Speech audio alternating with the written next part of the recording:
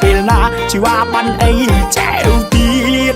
អេអេអើងអើយច្រវាដងធំមុំមិនខំអមម៉ាយត្បិតត្បៀតច្រវាដងធំមុំមិនខំអមម៉ាយត្បិតត្បៀតខ្លាចគេមកកាយបៀនបៀតអូនឯងច្រវាវាឃ្លៀតឆ្ងាយអេអេអើងអើយអមទូកណ្ដាលស្ទឹងអូនឯងខំប្រឹងអើយខួកាយអមទូកណ្ដាលស្ទឹងអូនឯងខំប្រឹងអើយខួកាយថារូបបងសែនស្ដាយថ្លៃឯងសែនស្ដាយកាយស្រីអេអេអើងអើយអមទូកណ្ដាលស្ទឹងថ្លៃឯងអូនអមមើយកាត់ព្រៃ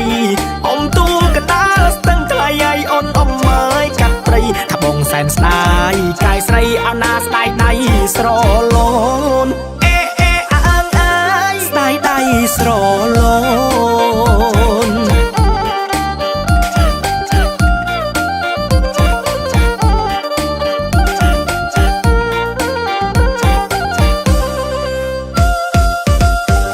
អមទូកណ្ដាលស្ទឹងថ្លៃឯងអូនអមមើយបុកចុក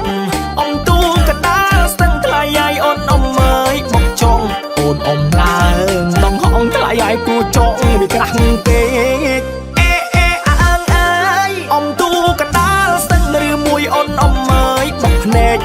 អមទូកណ្ដាលស្ទឹងឬមួយអូនអមមើយបុកភ្នែកថ្លៃឯងថាចោណែវាក្រាស់ពេកតើបានណា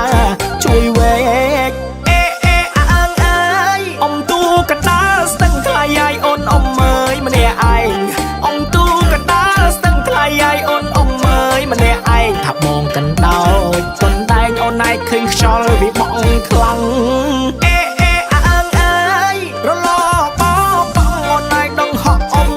ច្រាំងរលបបងអូនឯងដងហក់អមមកច្រាំងថាខ្យល់អើយវាបក់ខ្លាំងថ្លៃឯងអូនអំកម្លាំង